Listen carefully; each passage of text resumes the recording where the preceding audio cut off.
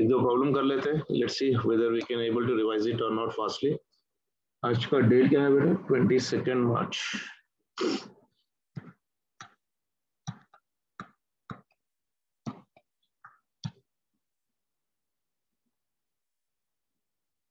ठीक है, चलो जल्दी से क्वेश्चन लिखो बेटा। Find potential difference, find potential difference between A and B. Find potential difference between A and B. मान के चलो एक सेल है इस तरह से, and this is one resistance here right now, and here one more cell is there right now, and there is one more resistance here right now, and to this one there is another EMF right now which has been connected. It is nothing but of your positive and as well as of your negative, and इसका भी एक internal resistance है यहाँ पर. Say for example this one is given as of your 6 ohms. इतना ही दिख रहा शायद. So this one is your 6 ohms, this one is your 3 ohms, this one is your 2 ohms. So these are the terminals of your A and this is your terminal of your B. इसका EMF है 30 volt, इसका EMF है 6 volt और इसका EMF है 4 volt. जल्दी से answer बताओ इसका. How many of you can give the answer for this one? Make it fast.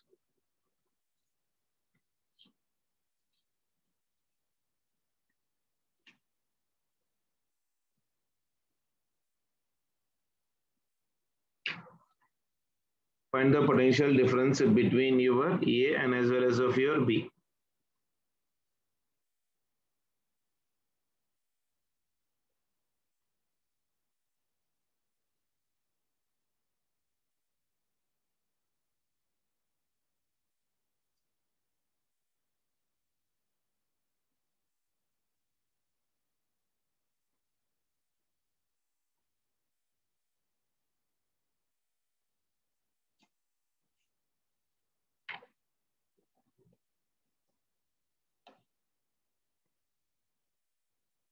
आया किसी को?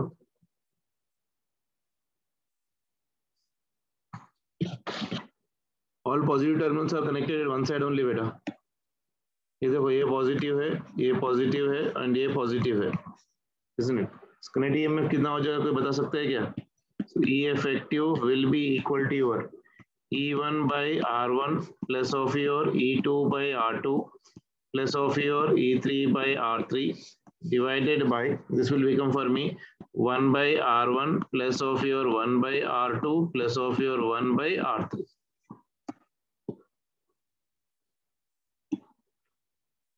Okay, E1 की वैल्यू कितनी है right now? 30. So I can write that value here right now. So that is equals to your 30 divided by your 6 plus next one is nothing but 6 divided by your 3 plus next one is 4 divided by 2 divided by 1 by R1, that is nothing but 6 plus 1 by 3 plus 1 by 2.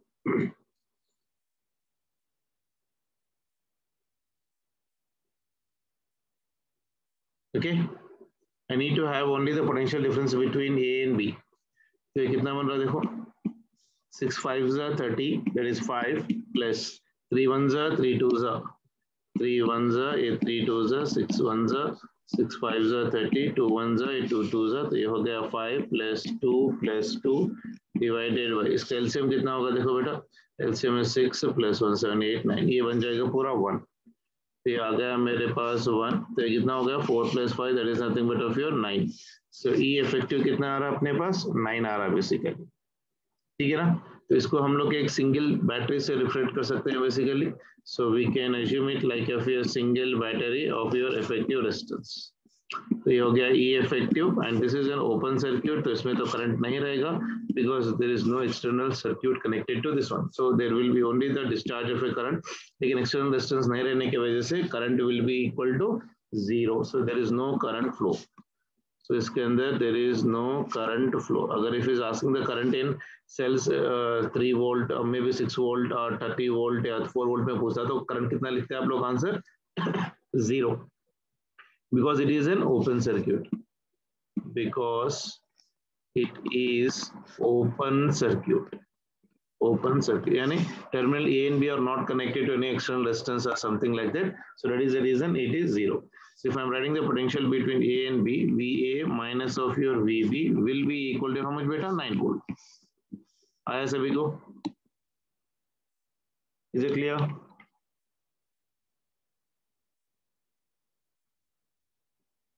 ठीक है ना बेटा? Yes, sir. Yes, sir.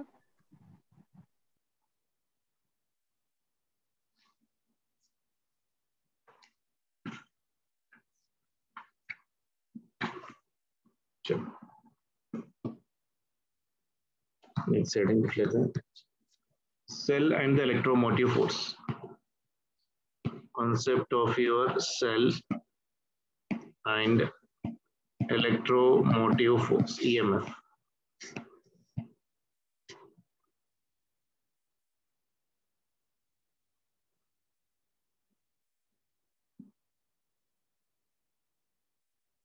What is the function of a cell? Can anyone tell me, beta?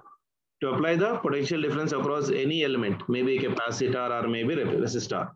It is also used to supply the energy to the free electrons and drive them in a closed circuit. तो electromotive force का formula क्या होता है? याद है किसी को? Battery में से, मतलब electromotive force is nothing but free. The force of this cell, which is defined as the amount of work done in driving the unit charge around the closed circuit. यानी जो बैटरी होती है basically, ये battery का work क्या होता है? अगर कोई एक्सटर्नल रेजिस्टेंस इसको लगा दिया जाए तो इसमें करंट भगाने के लिए पॉजिटिव नेगेटिव ये होता है EMF.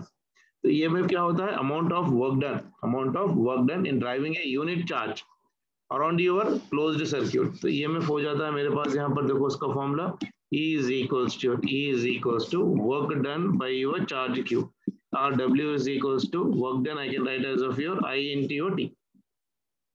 Okay, is that clear? ये हो गया एक्सटर्नल रेजिस्टेंस R और इसमें से करंट जा रहा है मान के चलो I. तो अब इसके अंदर अगर मुझे करंट निकालना है तो करंट कैसे निकालोगे बेटा? I is equals to your total EMF. I is equals to total EMF divided by your total resistance. Total EMF divided by your total resistance. So that is equals to E divided by capital R plus small r. क्योंकि internal resistance of the battery भी रहेगी, so that is nothing but of your small r.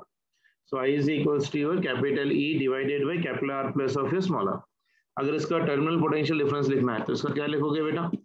So terminal potential difference capital V is equals to how much for me? I into your R.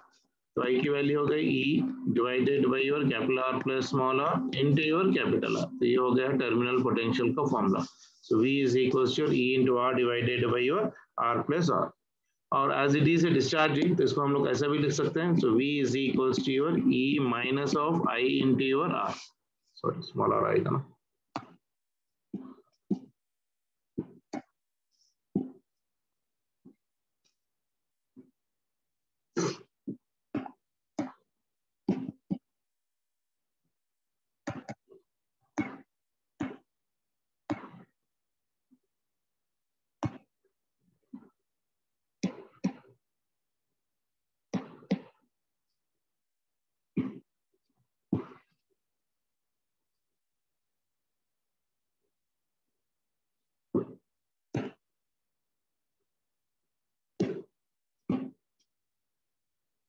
Yeah, so this will become for me your I into your small r.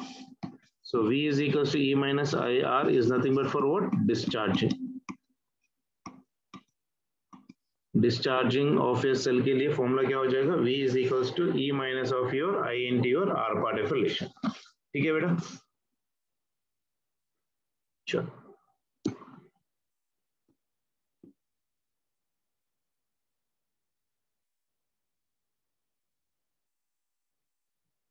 अगर हम लोग open circuit के बारे में बात करें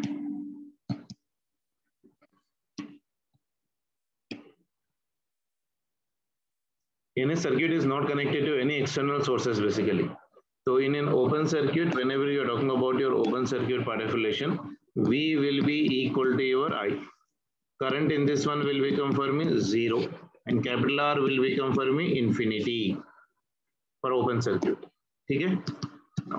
next one is for your closed circuit. For your closed circuit के बारे में हम कभी भी बात कर रहे हैं। मान के चलो this is positive, negative and there is an resistance for this one and this is a terminal B and this is your terminal A. So there is a flow of a current, ये हो गया EMF E and this is nothing but of a small r and there is a current in this one that is nothing but of your I. So this is during what? Right now current is coming out right now, so this will be your discharging circuit. In the discharging circuit part of relation, what I can write better? During the discharging V is equals to कितना होगा? कहाँ चले गए? During discharging.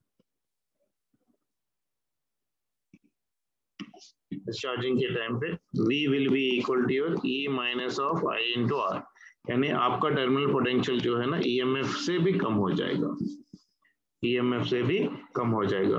और current in this one will be equal to what? Finite. हम लोग current इसका निकाल सकते हैं and capital R is also your finite value, इसका कुछ वैल्यू रहेगा, ठीक है।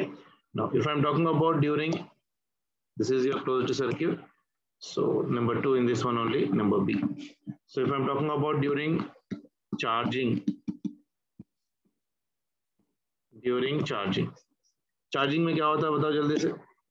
ये बैटरी है, ये इसका इंटरनल रेजिस्टेंस है और ये पॉइंट B और ये पॉइंट A, इसमें से फ्लो ऑफ करंट हो रहा है राइट नाउ फॉर मी। तो करंट जो है ना अंदर जा रहा है, ये हो गया EMF और ये हो गया small r. So during the charging part of relation, if I'm writing the relation, potential will be equal to V is equals to E plus of your I into your R, यानी terminal potential will be greater than of your EMF,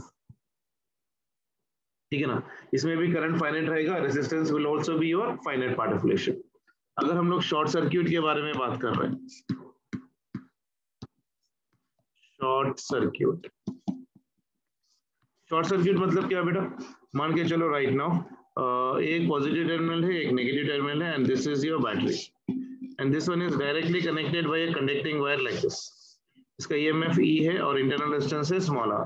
तो इसमें potential कितना हो जाएगा बेटा? There is no potential for this one, so potential will be equal to 0 but current will be equal to I is equals to E by R तो रहेगा और resistance इसका कितना हो जाएगा? 0।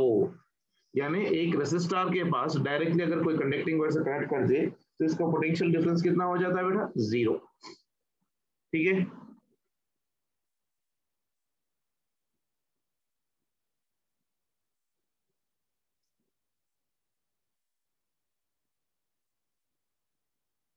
Sure.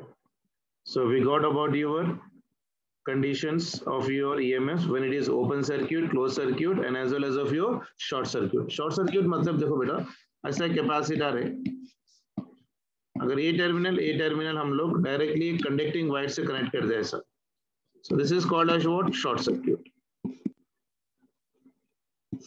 उसी तरह से रेसिस्टर भी है, मान के चलो एक रेसिस्टर है, ये टर्मिनल B है और ये टर्मिनल ये है और इसका रेजिस्टेंस है कैपिटल R।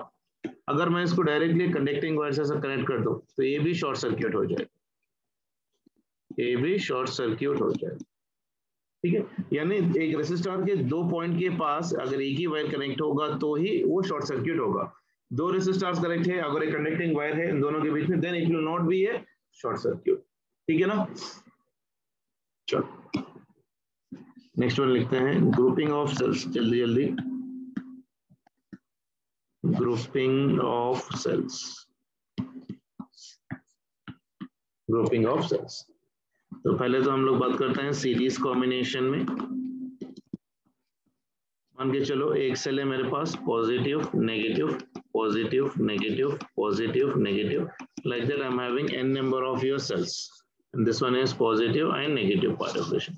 Each का EMF है E and internal resistance is small r. EMF is E, internal resistance is small r. EMF is internal resistance is small r. E and R. And this is connected to an external resistance. मान के चलो external resistance को connect कर दिया गया वो है, that is nothing but of your capital R, ठीक है ना। So for n cells हम लोग क्या लिख सकते हैं बेटा? देखो for n cells E effective will be equal to your, इसमें हो जाएगा ये E1 plus E2 plus E3 plus so on up to your En हो जाएगा, जितने सेल्स बने उतना। और R effective कितना बनेगा? R effective is equals to R1 plus R2 plus R3 plus so on up to your Rn. So for n identical cells के बारे में अगर हम लोग बात करें, for your n identical cells, for n identical cells, for n identical cells, EMF कितना बनेगा बेटा? E effective will become Fermi or n times of your capital E. अगर सब चीज सेम है तो that will become Fermi that much. And R effective will become how much Fermi बेटा? R effective will become Fermi or n into your small r. तो जब current कितना बढ़ेगा इसके अंदर, current will be equal to how much? I is equals to your n into your E divided by capital R plus of your n into your small r. For n identical cells, the current will be equal to I is equals to your n into E divided by capital R plus of your small r part of relation. ठीक है, इसमें एक छोटा सा star mark डाल के लिख लो. If मान के चलो by mistake, if by mistake P cells of n identical cells are connected with reverse polarity,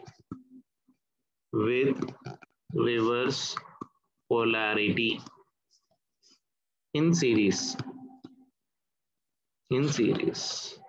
then क्या होगा? किसी को याद है?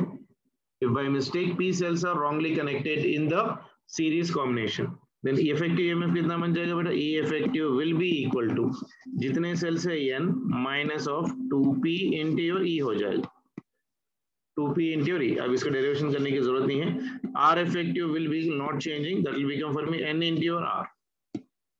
ठीक है. So now हम लोग क्या लिख रहे हैं यहाँ पर? बेसिकली अगर by mistake n number of cells are being wrongly connected,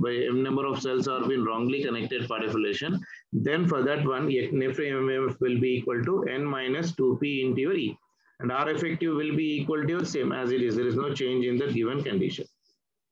ठीक है. तो जब करंट कितना बन जाएगा इसके अंदर? I will be equal to your E effective will be equal to your n minus of your 2P into your E divided by your total distance, that is nothing but capital R plus of your n into your small r. कोई books में P की जगह M भी ले सकते हैं बेटा. P can also be taken as of your M. If by mistake M cells are wrongly connected, मतलब 2 into your M लिख सकते हैं बेसिकली. ये 2 कैसा है अपने पास? डेरिवेशन है, बट अभी तो रिक्वायर्ड नहीं है, तो आप डायरेक्टली याद रख लो. M number of cells अगर सीरीज कॉम्बिनेशन में by mistake if P cells are connected in the reverse polarity or wrongly connected, तो उसका करंट कैसे निकालोगे आप? I is equals to n minus 2P into E divided by capital R plus of your n into your R part of relation. The next one is nothing but cells in parallel. Cells in parallel.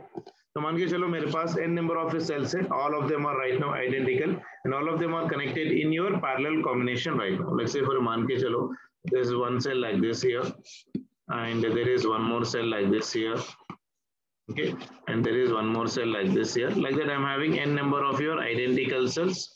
All of them are connected in the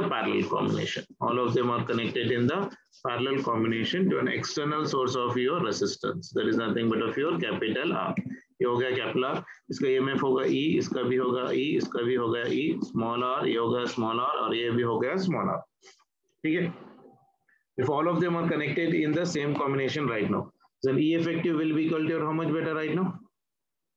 E effective will become how much for me? I'm writing directly. E effective will be equal to your E1 by R1 plus of your E2 by R2 plus 1 divided by your, this will become for me 1 by R1 plus 1 by R2 plus 1 by R3 plus 1. For identical cells, if I'm writing, for n identical, if I'm writing, E effective will always be equal to how much better? For n identical cells. Effective EMF parallel में change नहीं होगा. E effective will be equal to E, and R effective will become for me how much? R by your En. That thing you need to remember. Then current in this one will become for me how much better? Current will become for me I is equals to total EMF. Total EMF is how much for me? N into E divided by capital R plus of your small r divided by your En. ठीक है. So E effective will become how much for me? Your capital E only. जितने number of cells है उससे multiply करो. That will be giving me total EMF divided by total resistance plus all the resistance connected in your parallel combination. So I is equals to n into E divided by capital R plus of your n into your R part of relation. ठीक है. चलो next one आता है mixed grouping of your cells. Third one. Mix grouping of cells. Mix grouping of cells मतलब वो series and parallel में होगा। Okay, यानी n number of cells are connected simultaneously in series like this, 1 2 3 ऐसा n number of cells connected है, और ऐसे n number of parallel connection है 1 2 3, फिर ऐसे चले जाएगा, फिर यहाँ पर पॉजिटिव नेगेटिव, फिर यहाँ पर एक positive negative positive negative positive negative, बीच में n नंबर ऑफ सेल्स रहेंगे, फिर बाहर 1 नेगेटिव, तो ये हो गया positive terminal and last one is connected to negative terminal. So all of these are connected directly by your, ये पूरा कुछ अटैच कर दो, and this one is connected to an external resistance of your capital R, और सबका EMF same रहेगा बेटा। so सबका EMF है, मान के चलो E E E and E, और internal resistance is also equal to your same, so this EMF is also your E everywhere, and internal resistance is your smaller smaller smaller, इसका भी EMF is right now everywhere E, and internal resistance is smaller smaller smaller part of it. So right now, say for example, m identical cells of EMF are being connected in the series. ऐसा मेरे पास मान के चलो m cells है, in series मेरे पास कितने हैं, m cells है, and n such rows है मेरे पास, these are your n rows मान के चलो, isn't it? Then इसमें current कैसा बनेगा? So current will be equal to your total EMF by total resistance. Total EMF मतलब कितने cells है, m into your E divided by effective resistance कितना बन जाएगा बेटा, n into your capital R plus of your smaller. ये देखो कैसे लिख सकता हूँ मैं, बेसिकली ये एक्चुअली होता है capital R plus of your कितने सेल्स है मेरे पास in the parallel in the series, m into R divided by कितने number of cells in parallel year. अगर मैं इसका एलसीएम ले लूं तो इसका कुछ इस तरह से आएगा I is equals to your n ऊपर चले जाएगा, तो this will be written as of your m n into E divided by n into capital R plus of your m into your small r। तो ये हो गया current in the mixed grouping of your cells. ठीक है, इसमें एक छोटा सा पॉइंट याद रखना है बेसिकली अपने को कॉम्पिटिटिव एग्जामिनेशंस के लिए। So for maximum current in the mixed grouping of a cell, capital R must be equal to your small r part। ये बहुत इंपॉर्टेंट कंडीशन है बेटा। The condition for maximum current, the condition for your maximum current in mixed grouping, कितना होना चाहिए, m into your capital R। जितने भी cells है मेरे पास right now for me, m into your capital R must be equal to your m into your R part of relation। Clear है? कितने सेल्स है मेरे पास सीरीज कॉम्बिनेशन में, m सेल्स है ना, तो m into your small r and R must be equal to your capital R। ठीक है? Yes sir। देखो एक बार कितना हो रहा है, कितने number of cell series combination में मेरे पास m नंबर ऑफ सेल्स है, और that must be equal to your how much for me, और कितने number of cells in the parallel combination है मेरे पास, n number of rows are in the parallel combination. तो इसका कंडीशन क्या होना चाहिए बेसिकली बताओ, external resistance must be equal to your effective internal resistance। external resistance must be equal to your effective internal resistance। capital R must be equal to your m into R होना चाहिए, R capital R must be equal to your n times of your capital R होना चाहिए। that means m into your small r must be equal to your n into your capital R। so capital R will be equal to your m into your R divided by your n। ठीक है,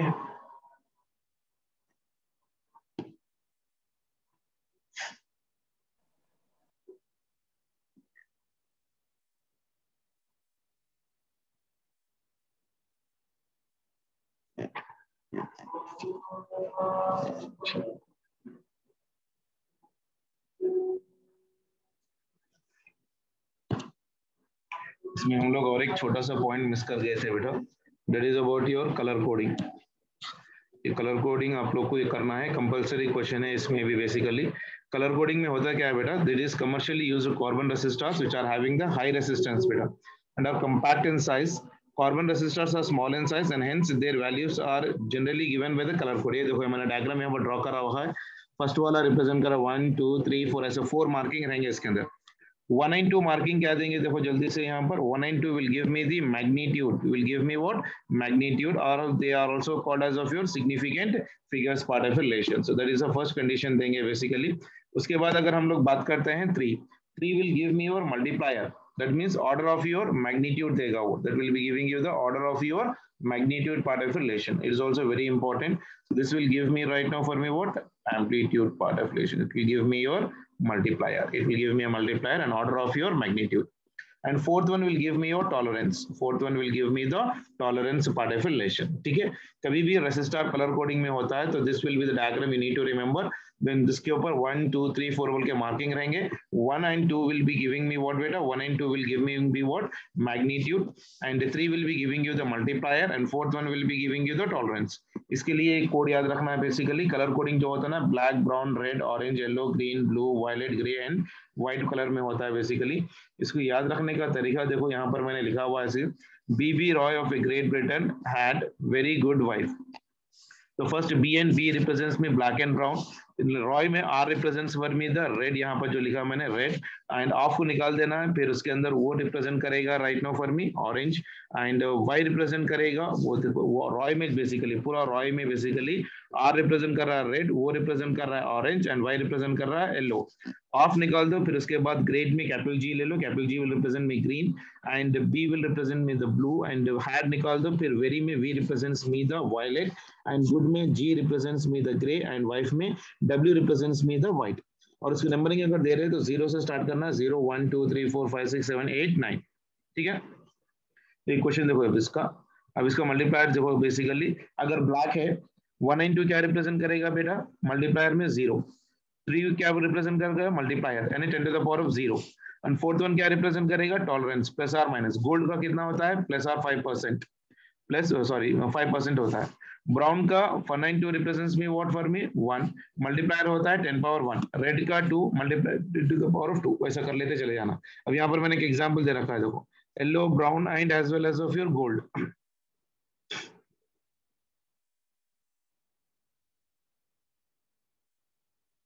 ठीक है, yellow first colour है yellow, second colour है violet, third colour है brown, and fourth colour है gold. इसका resistance लिखना है. केपलर फर्स्ट वन क्या रिप्रेजेंट करेगा बेटा येलो, येलो के लिए फर्स्ट कोडिंग कितना है देखो 192 रिप्रेजेंट में 4, तो 4 लिख लिया. उसके बाद नेक्स्ट कलर कितना है वायलेट, वायलेट के लिए कितना है 7, सो 4 एंड 7 कितना हो गया 47. और थर्ड वन ब्राउन, ब्राउन क्या रिप्रेजेंट करेगा मल्टीप्लायर. देखो ब्राउन कहां पर है सेकंड है, उसका मल्टीप्लाइंग कितना है 10 to the power of your 1, 10 to the power of 1, वो हो गया. और लास्ट वन रिप्रेजेंट कर रहा है गोल्ड, गोल्ड का टॉलरेंस कितना है प्लस आर माइनस 5%, तो इसका आंसर हो गया 47 into 10 to the power of 1 plus or minus 5%. उसी तरह से और एक दिया हुआ देखो मैंने register, red red red and last में सिल्वर. रेड का देखो कलर कोडिंग में 1 and 2 क्या रिप्रेजेंट कर रहा है सिग्निफिकेंट फिगर्स, तो रेड कहां पर है 3 पे, वो रेड कहां पर है 3 के पास है यहाँ पर कहीं पर, और 3 का मल्टीप्लायर कितना है बेटा 2, सेकंड वन का भी 2, और third one is also red, red का मल्टीप्लायर कितना है 10 to the power of 2, that is plus or minus silver, silver का परसेंटेज कितना है 10%, that is nothing but of your 10%. ठीक है, that is 22 into 10 to the power of 2 ohms plus or minus of your 10% हो जाएगा. अब इसका answer देख लो एक बार, मैंने दिया यहाँ पर yellow violet brown and gold. Yellow के लिए देखो कहां पर है फिफ्थ वन, तो येलो के लिए फिफ्थ वन है, उसका सिग्निफिकेंट फिगर कितना है 4, तो मैंने 4 डाल दिया. वायलेट, वायलेट कहां पर है देखो 8, 8 के पास मल्टीप्लाई, उसका सिग्निफिकेंट फिगर कितना है 7, सो हो गया 47. उसके बाद रिप्रेजेंट कर रहा है ब्राउन, ब्राउन कहां पर है 2, उसका मल्टीप्लायर कितना है 10 to the power of 1. उसके बाद गोल्ड, गोल्ड का टॉलरेंस कितना है 5%, सो प्लस आर माइनस 5%, इसका हो गया आंसर मेरे को 47 into 10 to the power of 1 plus or minus 5%. Next one देख लो और एक example, red violet green silver.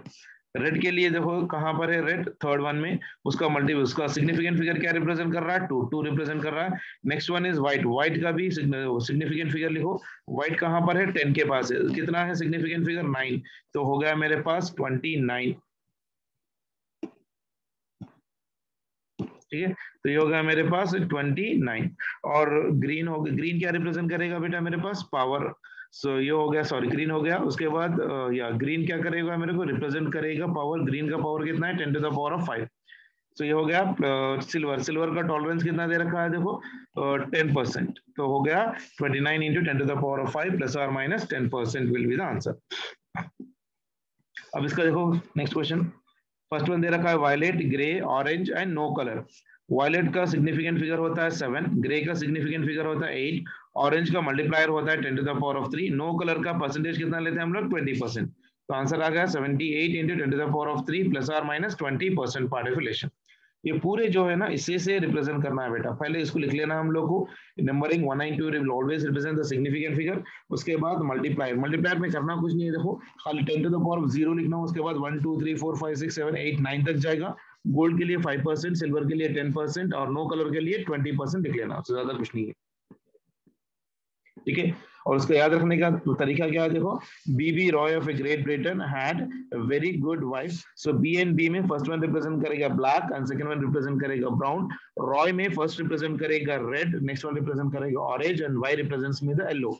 आपको कट कर दो, ग्रेट में कैपिटल जी रिप्रेजेंट करेगा ग्रीन, और ब्रिटेन में बी रिप्रेजेंट करेगा ब्लू, हैट को कट करो, फिर वेरी में वी रिप्रेजेंट करेगा मुझे वायलेट, और गुड में जी रिप्रेजेंट करेगा ग्रे, एंड लास्ट में डब्ल्यू रिप्रेजेंट करेगा मेरे को व्हाइट कलर, ठीक है ना। ये देखो एक क्वेश्चन यहाँ पर है, जेई मेंस का क्वेश्चन है, अच्छा क्वेश्चन है, जनरल क्वेश्चन कर सकते हो आप। देखो रेड, वायलेट, ऑरेंज, सिल्वर दे रखा है, इसका कलर कोडिंग दे रखा है और उसने ऑप्शंस दे रखा है। तो रेड के लिए क्या है बेटा, देखो रेड कहाँ पर है 2 नंबर पे, इसका सिग्निफिकेंट फिगर कितना है 2। उसके बाद वायलेट, वायलेट का सिग्निफिकेंट फिगर कितना है देखो बेटा, वायलेट का सिग्निफिकेंट फिगर है 7, तो हो गया 27 इंटू। उसके बाद ऑरेंज, ऑरेंज का मल्टीप्लायर कितना है बेटा 10 to the power of 3। Silver का टॉलरेंस है 10%, 10 प्लस आर माइनस 10%, यानी हो गया 27 kilo ohm plus or minus 10%। तो third option will be the answer for this, ठीक है। ओमिक रेसिस्टेंस ये तो मैंने करवा दिया था। ये देखो एक क्वेश्चन बेटा, a 200 ohm resistor has a certain color code. If one replaces the red color by the green in the code, the new resistance will be equal to how much? ये कलर कोड कितना बेटा मेरे पास 200 है, 200 मतलब कितना 20 into 10 to the power of 1, isn't it? So 20 मतलब R represent करेगा 2, black represent करेगा 0 और ब्राउन रिप्रेजेंट करेगा मेरे को भी 0। तो उसका कोड कितना था 200 ओम्स, यानी 20 into 10 to the power of 1। अब रेड को हमने किससे रिप्रेजेंट कर रहे हैं, ग्रीन से रिप्रेजेंट कर रहे हैं। तो अब ये कॉम्बिनेशन बन गया मेरे यहाँ से यहाँ तक कितना, green, black and brown. Green का सिग्निफिकेंट फिगर कितना है देखो जल्दी से, ग्रीन का सिग्निफिकेंट फिगर है 5, सो ये बन गया मेरे पास 5, ब्लैक का 0, ब्राउन का significant figure third one represent the multiplier, तो वो रिप्रेजेंट कर रहा है 10 to the power of 1, तो ये बन गया मेरे को 500 ओम्स। ऐसे वाले क्वेश्चंस भी पूछता है बेटा। अच्छा एक क्वेश्चन देख लो, ठीक है।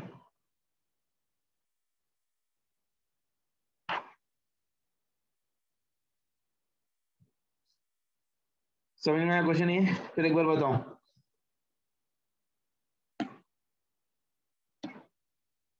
A 200 ohm resistor has a certain color code. If one replaces the red color by your green in the color in the code, the new resistance will be equal to how much? अपने पास कितना था, red था, black था, brown था।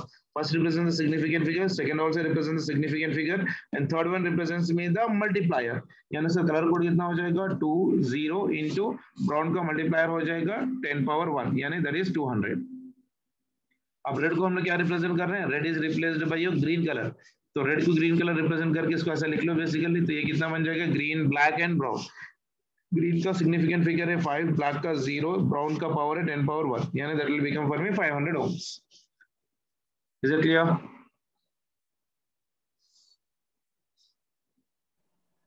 Yes sir.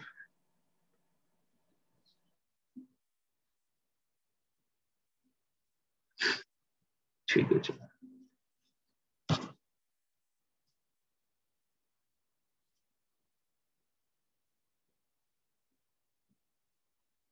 And tomorrow we'll be trying to do only the exclusive numericals on the first part of current electricity बेटा, यानी जितना भी हम लोग पढ़े हैं अभी सेल्स वगैरह का उसके ऊपर और किरचॉफ लॉस के ऊपर क्वेश्चंस करेंगे। Then after that will try to start with your power and as well as फिर इलेक्ट्रिकल इंस्ट्रूमेंट्स।